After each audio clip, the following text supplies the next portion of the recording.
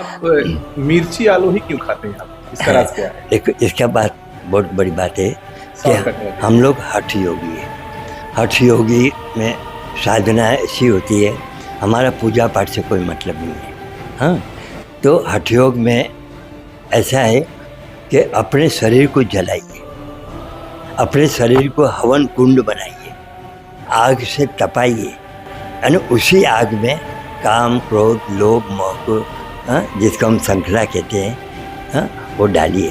तो उसी चारों का पालन करते करते ये हमारा हठ योग आगे बढ़ता है। 9 से 10 साल की उम्र में हमको बार बार स्वप्न आता था कि नदी का किनारा है, सामने 5 पेड़ खड़े, छठा लेटा हुआ पेड़। अपने गुरुजी से, गोरखपुर बाबा अवैधनाथ जी से हमने प्रस्ताव रखा, तो उन्होंने ध्यान लगाकर कहा, बेटा ये तेरी पूर्व जन्म की तपोभूमि है, तो पहले तुम उस भूमि को जगाओ। आप गुजरात के रहने वाले कहाँ हैं? गुजरात में कच्छ मांडवी बंदरगाह है, तो वो बहुत पुराना बंदरगाह है। तो पहले लकड़ी के जहाज चलते थे, तो हमारी जन्मभूमि है गुजरात कच्छ मांडवी। बाला साहब ठाकरे जी से आप साथ में काम करते थे, जरूर। कैसा महसूस हुआ? अरे वो जिसको कहते हैं कि बहुत काबिल पुरुष थे, वो कहने के लिए पुरुष थे। मैं तो ये कहूँगा कि वो शिवाजी महाराज का पुनर्जन्म। इसके बाद न बाला साहब हुआ है न कभी होगा। गेरुआ कपड़ा मैं पहनूंगा तो हमको कभी गुस्सा नहीं आएगा। हाँ, गेरुआ कपड़ा दिमाग को शांत रखता है, ये मैं अनुभव से मैं माना हूँ।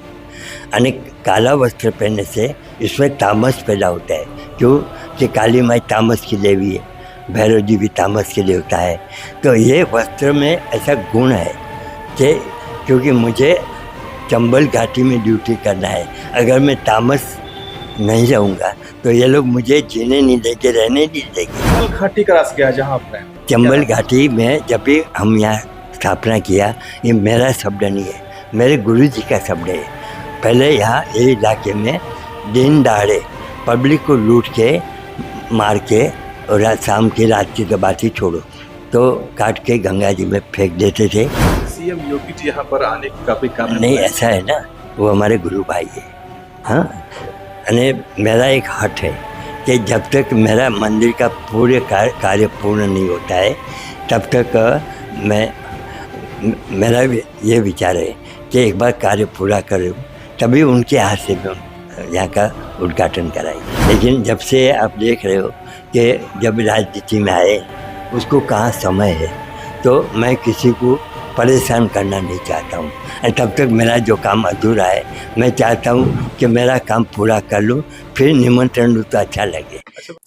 स्वागत है सभी का, मैं हूँ साहिल खान और आप देख रहे हैं साहिल की डायरी।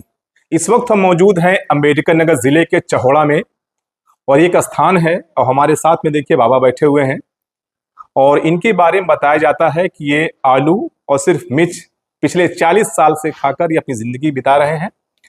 और एक खास बात और है कि इन्होंने 5 साल तक बाला साहब ठाकरे जी के साथ में काम किया है। बताया जाता है 10 साल की जब आपकी उम्र थी, इनको सपने आते थे। हम बाबा से जानेंगे आखिर सपने का राज क्या है, गुजरात कच्छ से अंबेडकर नगर धरती पहुंचने का राज क्या है। बाबा, आपका स्वागत साहिल डायरी में। हाँ, ये एक बड़ी लंबी कहानी है। जब हम बचपन से बड़े होते गए, 9 से 10 साल की उम्र में हमको बार बार स्वप्न आता था कि नदी का किनारा है, सामने 5 पेड़ खड़े, छठा लेटा हुआ पेड़। लेटा हुआ पेड़ जल्दी जमीन से मिलेगा नहीं। पहला निशान नदी, दूसरा पेड़, तीसरा निशान पोखरा, तो बगल में पोखरा भी है, चौथा निशान प्राचीन कुआं, तो वो भी मिला, और 5वां निशान शिव का मंदिर। तो हमने आगे पता लगाया तो शिव का मंदिर भी मिला, और नाम हुआ बाबा पशुपतिनाथ। बाबा पशुपतिनाथ का नाम सुनकर हमको और जिज्ञासा हुई, क्योंकि बाबा पशुपतिनाथ और गोरखनाथ से संबंध है, नेपाल काठमांडू से। तो हमने सोचा कि यही तो हमारे कई पूर्व जन्म की तपोभूमि तो नहीं है। तो ये खोज लगाने के बाद अपने गुरुजी से, गोरखपुर बाबा अवैधनाथ जी से हमने प्रस्ताव रखा। तो उन्होंने ध्यान लगाकर कहा, बेटा ये तेरी पूर्व जन्म की तपोभूमि है, तो पहले तुम उस भूमि को जगाओ। तो इससे पहले 10 साल से मैं बॉम्बे टू गोरखपुर आते थे। तो मैं गुरुजी से बार बार कहता था कि गुरुजी आप मुझे शिष्य बनाइए। तो गुरुजी बोले कि नहीं, आप संसारी में से आ रहे हो तो पहले आप संसारी की जिम्मेदारी पूरी करो। आपका 2 लड़का 2 लड़की है। मैं बोला हाँ गुरुजी। तो बोले 2 लड़की की शादी ब्याह निपटने के बाद 50 साल पूरा होने के बाद तभी मैं आपको शिष्य बना सकता हूँ। तो ये बात के लिए हम सम्मत हो गए। एक लड़का 2 लड़की की शादी ब्याह निपट के, हाँ, तब हमारी उम्र 50 साल पार हो चुकी थी।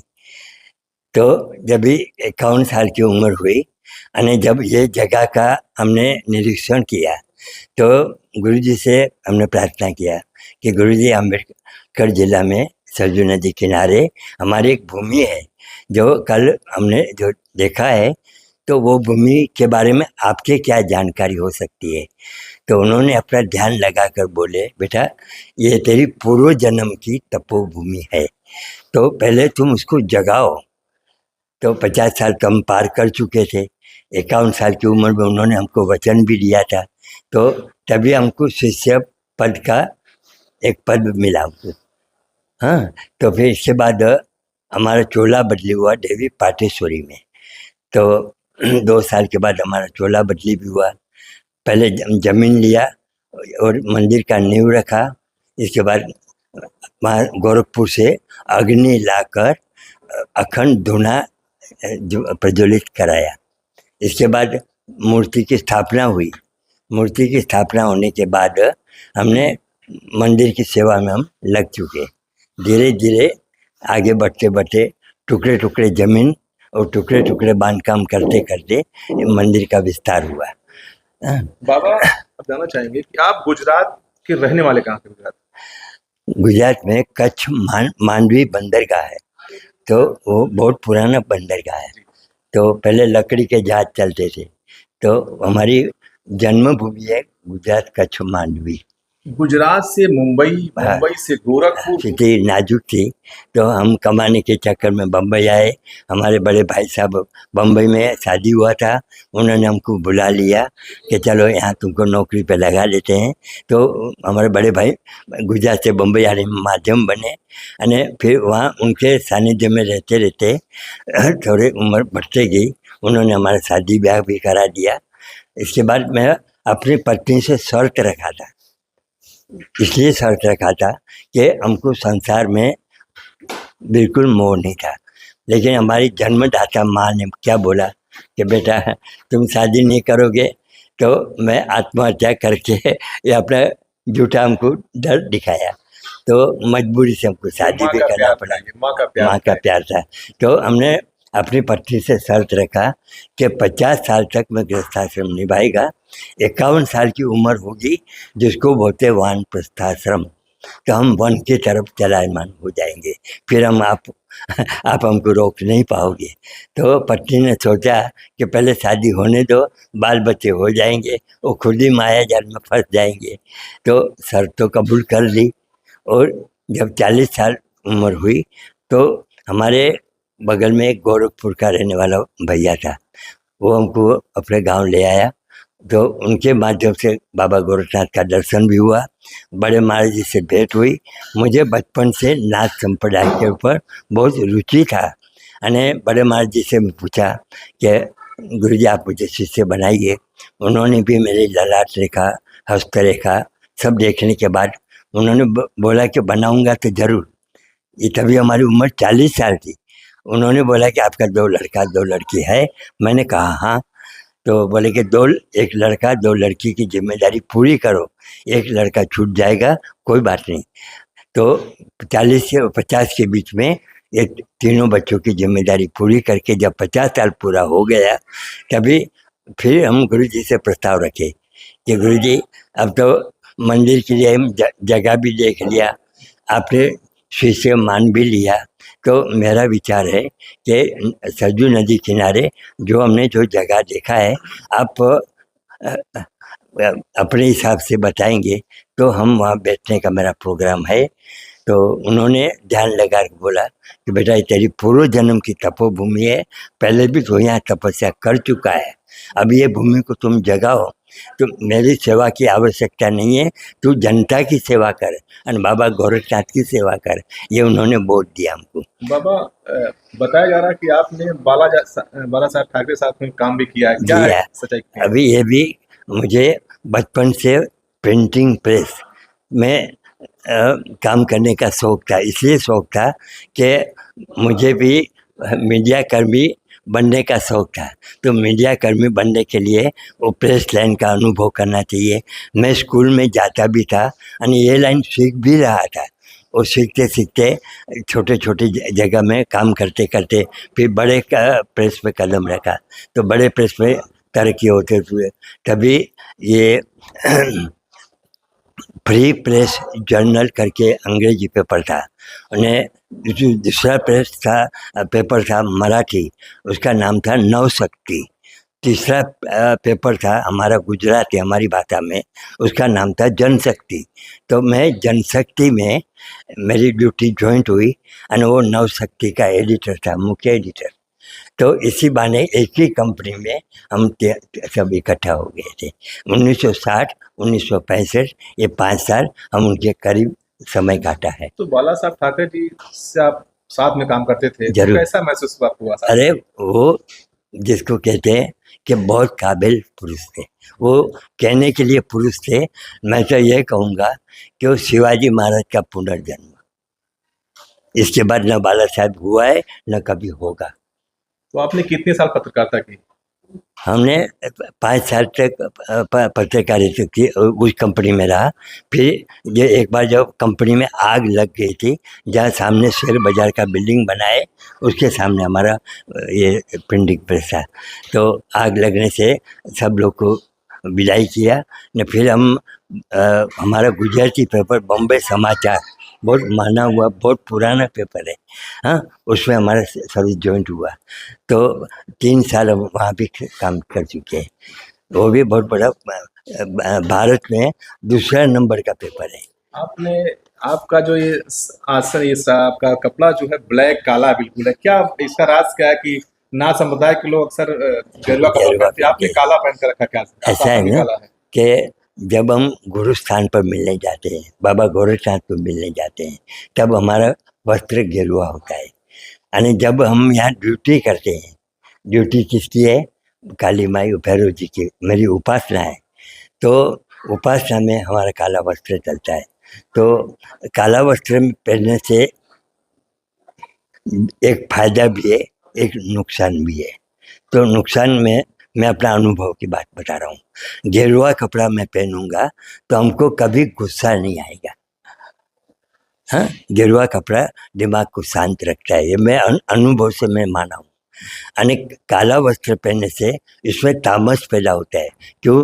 कि काली माई तामस की देवी है, भैरव जी भी तामस के देवता है। तो ये वस्त्र में ऐसा गुण है कि क्योंकि मुझे चंबल घाटी में ड्यूटी करना है, अगर मैं तामस नहीं रहूँगा तो ये लोग मुझे जीने नहीं देंगे, रहने नहीं देंगे। ये चंबल घाटी का राज क्या है जहाँ आप हैं? चंबल घाटी में जब भी हम यहाँ स्थापना किया, ये मेरा शब्द नहीं है, मेरे गुरु जी का शब्द है। पहले यहाँ ये इलाके में दिन दहाड़े पब्लिक को लूट के मार के, और शाम की रात की तो बात ही छोड़ो, तो काट के गंगा जी में फेंक देते थे। यानी पेपर में भी उस टाइम, उस जमाने में छपा हुआ बात है।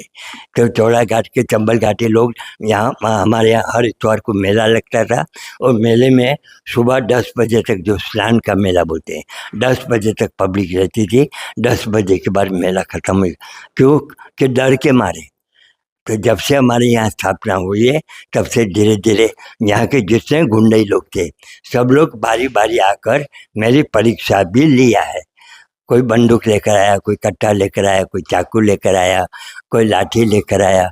सब लोग एक ही जात की धमकी लेते थे कि बाबा जी अभी हम शाम को रात को आए हैं, कल सुबह होने से पहले आप भाग जाओ, नहीं तो आपको भी गंगा जी में विदाई कर देंगे। तो मैं उनसे प्रश्न रखता था कि आप कल की बात क्यों कर रहे हो, जो भी करना है आज करो, अभी करो, इसी वक्त करो। मुझे खुशी होगी कि मैं आपके सामने में जा रहा हूँ। तो हमसे प्रश्न पूछते थे कि बाबा जी आपको डर नहीं लगता है? तो मैं बोलता, अरे बेटा तू पैदा नहीं हुआ, तेरा बाप पैदा नहीं हुआ, तेरा आजा पैदा नहीं हुआ, इसके पहले की ज़मीन मेरी है। आज भले मैंने खरीदा है, नहीं तो कहाँ गुजरात कच्छ, कहाँ बम्बई, रुपया खजाना तो उधर है। वो छोड़ के मैं आपके चंबल घाटी क्षेत्र में आया हूँ कि हो सके मुझे सेवा करने के लिए भगवान ने मेरे यहाँ नियुक्ति किया हो। तो ये छोड़ के मैं जीते जी तो नहीं जा सकता हूँ, मरने के बाद में जो भी हमारा गुरु जी देखेंगे। तो ये बात सुनकर ये बड़े प्रसन्न हो जाते थे, हमारे पैर छूते थे, हाथ जोड़ते थे, और सुधर भी जाते थे। और कई लोग आए हमारे पास, और वो लोग सुधर भी गए, आज हमारे भक्त बन के हमारी सेवा भी कर रहे हैं। बाबा आप कितने साल से यहाँ पर आप हैं इस जगह पर चौड़ा? मैं 1994 1994 में रक्षाबंधन के दिन यहाँ की स्थापना का मुहूर्त किया, और गणेश चतुर्थी के दिन हमारा गृह प्रवेश हुआ है। ये 28 साल से आप यहाँ पर हैं? 30 साल। 30 साल से? 30 पूरा हो और गया। मिर्च और सिर्फ एक आलू खाते हैं? इससे पहले 10 साल में बम्बई में भी तपस्या कर चुका हूँ, जी। तभी कुल मिला के 40 साल बता रहा हूँ। 40 साल। हाँ। अब कितने साल आपको हो गए पत्नी बच्चों से मिले हुए? ऐसा है ना कि हमारा एक नियम है कि जब भी हम वस्त्र नहीं बदला था, पेंट बुशर्ट में हम आए थे, काली पेंट, काला वस्त्र से हमको बचपन से लगाव था। मेरे शरीर के ऊपर काला वस्त्र और सफ़ेद शर्ट, ये बचपन से मेरा शौक था। तो मैंने काला वस्त्र इसलिए चुना हूँ कि मेरा बचपन का भी शौक था। और दूसरी बात कि जब भी ये स्थान पर हमको रहना है तो गेरुआ वस्त्र से मेरा काम नहीं बनेगा, क्योंकि कभी मुझसे, क्योंकि जैसे लोग वैसी भाषा मुझे बोलना भी पड़ जाएगा। भगवान खुद बोले कि जिसकी जैसी भावना रही हरि मूरत देखी वैसी, तो मुझे उसी आदमी से उसी भाषा में मुझे जवाब देना पड़ेगा। अगर गेरुआ कपड़ा पहनेगा तो मैं वो भाषा बोल नहीं पाऊँगा। तो एक कुछ मेरी भी मजबूरी था। तो इन 30 सालों में क्या कभी पत्नी बच्चों ने यहाँ पर आके आपसे मुलाकात की? हाँ, वो मैंने उनको जगह दिखा दिया। जब भी हमारे स्थान का जब चेकअप कर लिया था, इसके बाद पत्नी के साथ हम लोग आए थे। मैं पत्नी को बोला, तब ये पूरे जंगल था, तो उनसे हमारे वार्तालाप भी हुआ कि मुझे इस जगह पर मुझे तपस्या करने का विचार है। तो हमारे पत्नी हंस दिया कि जंगल में बम्बई का रहने वाला आदमी कैसे समय काट पाएगा, 2-4 महीने में खुद ही वापस आएगा। लेकिन हम लोग हठ योगी है, जो बात मुंह से निकल गई तो उसको हम पीछे नहीं हट सकते। बाबा आपने पढ़ाई कितनी की है? हमारे उस जमाने में 10 तक परीक्षा किया, 10 तक। तो हमारे भी पत्रकार थे, कीर्ति खत्री हमारे गुजरात के पत्रकार है, वो भी हम साथ में पढ़े लिखे थे। उन्होंने भी हमारे बारे में बचपन से लेकर बहुत आपका पेपर के अंदर हमारे बारे में बहुत कुछ उससे छापा है। तो बाला साहब जी के साथ में आप काम कर चुके हैं, तो क्या फिल्मी सितारों के साथ में कभी मुलाकात हुई? बिल्कुल। किसके अरे वो इसमें ऐसा था कि हम लोग को पास मिलता था। कोई भी नया पिक्चर या नया नाटक ड्रामा होता था तो कंपनी की तरफ से हमको 4 आदमी के लिए पास मिलता था, हम यहाँ वहाँ के वर्कर के नाते। तो जब भी हम उसमें ओपनिंग में जब हम जाते थे तो बड़े बड़े कलाकार उस दिन वो आते थे, उसी बहाने हम देख लेते किसी से थे। खास मुलाकात हुई, किसी कलाकार से किसी खास मुलाकात? हमारी बस दूरी से सबका दर्शन हम कर चुके हैं। अच्छा, उस जमाने के बड़े बड़े जो अमिताभ बच्चन तो सब बाद में हुए, राजकुमार है, दिल कुमार जी है, मीना कुमारी जी है, बड़े बड़े देवानंद जी है। कोई ऐसा कलाकार हमारे ज़माने के जो कलाकार थे कोई छूटा नहीं है। ये मेरा शौक भी था। कभी सीएम योगी जी यहाँ पर आने का भी काम नहीं, ऐसा है ना, वो हमारे गुरु भाई है। हाँ, यानी मेरा एक हट है कि जब तक मेरा मंदिर का पूरे कार्य पूर्ण नहीं होता है तब तक मेरा ये विचार है कि एक बार कार्य पूरा करूँ तभी उनके हाथ से मैं यहाँ का उद्घाटन कराएगा। इस तरह सीएम साहब काम जो कर रहे हैं किस तरह काम बाकी कर रहे हैं? हमारे बड़े माँ जी जब तक जीवित थे उन्होंने कई बार बोला था बेटा मैं आने के लिए तैयार हूँ, तू अपना काम चालू रख। लेकिन बाद में उनकी तबीयत खराब हो गई, वो फिर उठने बैठने लायक नहीं हुआ। लेकिन उन्होंने भी आदित्यनाथ जी को समझाया है कि मेरा ड्यूटी तुम करते रहो। लेकिन जब से आप देख रहे हो कि जब राजनीति में आए हैं उसको कहाँ समय है, तो मैं किसी को परेशान करना नहीं चाहता हूँ। तब तक मेरा जो काम अधूरा है मैं चाहता हूँ कि मेरा काम पूरा कर लूँ, फिर निमंत्रण लूँ तो अच्छा लगे। अच्छा बाबा, एक चीज थोड़ा हट के सवाल है कि हाँ। एक आजकल चलता है कि बाबा का बुलडोजर जहां भी चल जाता है, किसको किस तरह लेते हैं आप? तो मैंने आपको पहले ही बोला है कि ये भगवान ने भी कहा है कि आप जिस व्यक्ति के साथ उसके साथ जैसा व्यवहार नहीं करोगे तो आप रह नहीं पाओगे। अभी अब हम सबको हाथ जोड़ के बात करेंगे तो सामने वाले यही समझेगा कि मुझसे डरता है। तो बाबा जी का शुरू से जब से हम 1980 से जुड़े हुए, 1980 से जुड़े हुए, तभी बाबा जी की हाजिरी नहीं था। हमारे 2 साल के बाद उस पंथ से जुड़े हैं। लेकिन हमारा 1980 से कॉन्टेक्ट है। तो यानी जिसका गुरु बाबा हो जाती हो, तो उनका चेला कैसा हुआ, कैसा होगा। एक बाबा आदित्यनाथ जी है, तो दूसरा वो राजनीति में माहिर है, उसको राजर्षि पीठ बोलता हूँ। मैं क्या बोलता हूँ? राजर्षि पीठ। यानी ये है तपोस्थली। तो इनका दूसरा चेला है बाबा पूर्णनाथ जी, जो तपस्या के बल बिना किसी के सहयोग, बड़े महाराज जी तो हमको कई बार बताए कि मेरे लायक कोई सेवा है तो बोलो। मैंने हाथ जोड़कर बोला कि गुरु जी अगर आप देना चाहते हैं तो आपकी चरण पादुका मुझे दीजिए।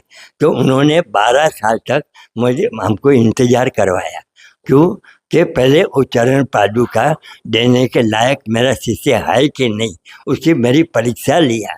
वो परीक्षा लेते लेते जब मेरी कामयाबी, मंदिर का तरक्की होते गई, भक्तों की संख्या बढ़ते गई, हमारे जब ये कार्यक्रम होता था धुनी आरती वाला, तो जब उन्होंने देखा, जब 13वें साल में हमारा शिष्य भोलेनाथ को भेजा था, तो मैंने बोला था कि अगर गुरुजी पूछेंगे तो मेरी तरफ से फिर एक बार रिक्वेस्ट करिए कि आपकी चरण पादुका गुरुजी का संकल्प है। तो उन्होंने बड़े प्रेम से ये पादुका दिया है। आप पादुका का दर्शन करिए, वहाँ मेरे गुरु जी आप क्यों घुमाइए। आप मिर्ची आलू ही क्यों खाते हैं आप? इसका राज क्या है? देखो इसका बात बहुत बड़ी बात है कि हम लोग हठ योगी है। हठ योगी में साधना ऐसी होती है, हमारा पूजा पाठ से कोई मतलब नहीं है। तो हठ योग में ऐसा है कि अपने शरीर को जलाइए, अपने शरीर को हवन कुंड बनाइए, आग से तपाइए, यानी उसी आग में काम, क्रोध, लोभ, मोह को जिसको हम श्रृंखला कहते हैं वो डालिए। तो उसी चारों का पालन करते करते ये हमारा हठ योग आगे बढ़ता है। तो प्रिय वस्तु से सभी चुनते हैं। मैंने जैसे शंकर जी ने विषपान करके एक मिसाल पेश की कि जो किसी को पसंद न हो वो चीज़ मैंने अपनाया कि मिर्ची से सब लोग डरते हैं, तो क्यों ना मिर्ची खा के मैं अपना हठ योग शुरू करूँ। ये मैंने बचपन से थाम लिया था, यानी उसके लिए मैंने आदत भी डाला था कि बिना मिर्ची मैं खाना भी नहीं खाता था। चटनी अगर नहीं है तो खाना नहीं खाता था। तो ये हमारे लीवर को बचपन से मैंने उसको ट्रेनिंग दिया है। पहले मिर्चा बाबा मुझे क्यों बोलते थे, अगर 1 पाव आलू है तो 1 पाव मिर्चा, आधा किलो मिर्चा, 1 किलो आलू है तो 1 किलो मिर्चा डाल के हम सब्जी बनाते थे। उसमें से 1 कटोरी मैं खाता था, बाकी 1-1 चम्मच प्रसाद के रूप में बांटा जाता था। तो आपसे गुजारिश है कि जो लोग भी साहिब डायरी को देख रहे हैं उनसे आप कुछ कहना चाहेंगे? जरूर। क्या कहना चाहिए यहाँ आने के लिए लोगों को? मैं तो सभी को निमंत्रण दे रहा हूँ कि एक बार हमारे धाम की मुलाकात लीजिए। जो आपका कठिन से कठिन प्रश्न हो आप मुझसे पूछिए, जो मेरे लायक, जहाँ तक मेरी अनुभव की सोच है, अनुभव की सोच, मैं किताब पढ़कर नहीं बोलूँगा। मैंने आज 80 साल की उम्र में गुजरात से लेके महाराष्ट्र और महाराष्ट्र से लेके यूपी तक का जो सफ़र तय किया है और पूरे भारत का भ्रमण करके जो मैंने अनुभव पाया है, मैं उसी पर बात करूँगा। अने वो मेरा कहते हैं कि उम्मा कहूँ मैं अनुभव अपना। बार बार शिव जी पार्वती जी को ऐसा क्यों बोलते हैं? स्कूल में आपका नाम क्या था? कनक सिंह रामदास वेदांत। अभी इसमें भी रहस्य है, कनक सिंह नाम क्यों पड़ा मेरा? मैंने तो रखा नहीं है। ये जब भी माता सरस्वती किसी के दिमाग में बैठ जाती है, वो नामकरण विधि करती है। कनक कनक में दो गुनी, मादक के अधिकार, एक खाए सो बोराय, बोराय माने पागल, अने पाए सो बोराय माने सोना। तो सोना तो मैं नहीं बना, तो एक कनक माने धतूर होता है, तो धतूर में नशा होता है। तो हमारे संप्रदाय वाले ज़्यादा उनका सेवन करते हैं तपस्या के नाते, तो हम धतूर का सेवन नहीं करते। लेकिन जो हमारा दिमाग है, 24 घंटा मेरा ध्यान इनके ऊपर है। मैं पूजा पाठ माला जप तप कुछ नहीं करता हूँ, न मेरे गले में माला है, न कोई चंदन तिलक है। सोहम उठते बैठते सोते जागते काम करते, मैं सिर्फ बाबा गोरखनाथ का एक छोटा सा मंत्र है, अलख निरंजन, अलख निरंजन। ये मन में 24 घंटा मेरा सोहम होता है। तो ये देखिए मिर्ची वाले बाबा थे और गुजरात कच्छ से सफर शुरू हुआ, मुंबई माया नगरी, मुंबई से गोरखपुर और गोरखपुर से अंबेडकर नगर का ये कछार इलाका कहा जाएगा। यानी धनघटा का जो फ्लाईओवर दिखा है, घाघरा घाट का जो है, वहां से आप पश्चिम आएंगे लगभग 8 किलोमीटर चौड़ा घाट पड़ता है। यहीं पर बाबा रहते हैं और लोग तो यहाँ तक भी कहते हैं कि बाबा जी अगर किसी को आशीर्वाद दे दें तो बड़े से बड़े मनोकामना भी पूरी हो जाती है।